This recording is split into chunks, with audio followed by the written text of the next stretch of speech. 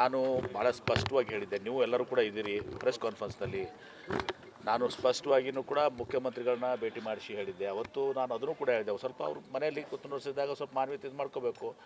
ಆವಾಗ ನಮಗೆ P medical college ಬೇಡ, ಸರ್ಕಾರಿ ಆಗಬೇಕು. ಆಯಿತು, ಸಿ ಎಮ್ ಅವ್ರು ಹೇಳಿದ್ರು, ಆಯಿತು ಹಾಗೆ ಮಾಡೋಣ, ಸ್ವಲ್ಪ ತಡ ಆಗ್ತದಂತೆ ಮುಖ್ಯಮಂತ್ರಿಗಳು ಹೇಳಿದರು. ಅದಾದ್ಮೇಲೆ ಇವ್ರು ಅರ್ಥ ಮಾಡ್ಕೋಬೇಕಾಗಿತ್ತು. ಅದಾದಮೇಲೆ ನಾನು ಪತ್ರಿಕಾಗೋಷ್ಠಿ ಮಾಡಿ ಹೇಳಿದ್ದೀನಿ. ನಾನು ಪತ್ರಿಕಾಗೋಷ್ಠಿ ಮಾಡಿ ಸ್ಪಷ್ಟವಾಗಿ ಹೇಳಿದ್ದೀನಿ, ಏನೂ ಇದು ಬಿಡಲಾರ್ದೆ ಒಂದೊಂದು ಶಬ್ದವನ್ನು ಕೂಡ ನಾನು ಅವ್ರಿಗೆ ಇದು ಮಾಡು ಅಂತ ಹೇಳಿದ್ದೀನಿ. ಮತ್ತು ಹೀಗಾಗಿ ಮತ್ತೆ ಯಾಕೆ ಇವರು ಮುಂದುವರಿಸ್ತದ್ದು?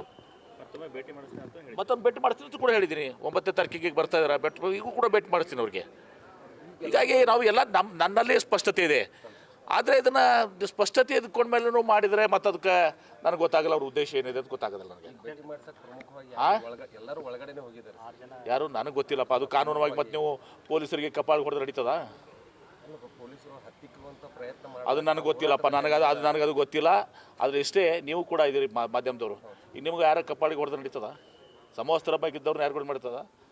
ಸುಮ್ಮನೆ ಸ್ವಾಮೀಜಿನೇ ಇರಲಿ, ಯಾರೇ ಇರಲಿ, ಎಂ ಬಿ ಪಾಟೀಲ್ ನಾನು ಕಪಾಳಿಗೆ ಹೊಡೆದು ನಡೀತದ? ಯಾರು ಪೊಲೀಸ್ ಆಸ್ಪತ್ರೆ ಹೊಡೆದು ನಡೀತದ? ಅದೇನಾಗಿದೆ ನನಗೆ ಗೊತ್ತಿಲ್ಲ. ಅದು ಆ ವಿಚಾರದಲ್ಲಿ ಇವತ್ತು ಸಹ ಜಿಲ್ಲಾ ಅದು ಆಡಳಿತ ವಿಶೇಷ ಪೊಲೀಸ್ ವರಿಷ್ಠಾಧಿಕಾರಿಗಳು ಅವ್ರನ್ನ ನಮಗೆ ಗೊತ್ತಾರೆ. ನೋಡೋಣ, ಚರ್ಚೆ ಮಾಡ್ತೀವಿ.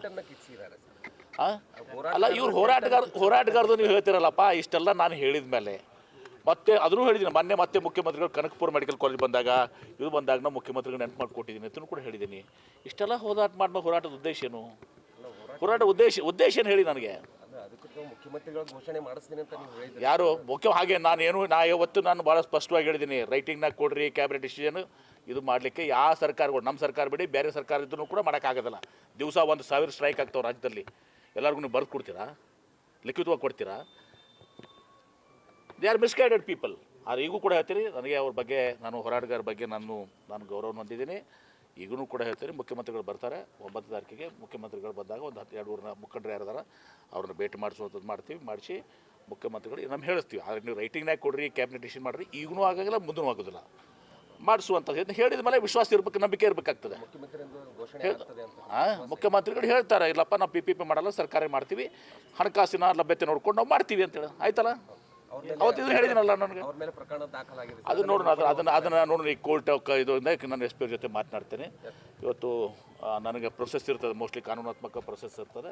ಆ ಪ್ರೊಸೆಸ್ನಲ್ಲಿ ಇವತ್ತು ಸಹ ಅವ್ರಿಗೂ ಕೂಡ ಏನು ಸಹಾಯ ಮಾಡೋಣ. ಆದರೆ ಅವರು ಕೂಡ ಯಾರು ಕಪಾಳ ಹೊಡೆದಿದಾರಲ್ಲ, ಅವರು ಕೂಡ ಕ್ಷಮೆ ಕೇಳಬೇಕಾಗ್ತದೆ ಅವರ ಅಧಿಕಾರಿಗೆ. ಈಗ ಸಮವಸ್ತ್ರದ ಮೇಲೆ ಕೈ ಮಾಡೋದು ಭಾಳ ದೊಡ್ಡ ಅಪರಾಧ. ಅದು ಇನ್ನು ಕೂಡ ಎಂ ಬಿ ಪಾಟೀಲ್ ಮಾಡಿದರೂ ಕೂಡ ತಪ್ಪೇ, ನಾನು ಮಾಡಿದ್ರು ತಪ್ಪೇ.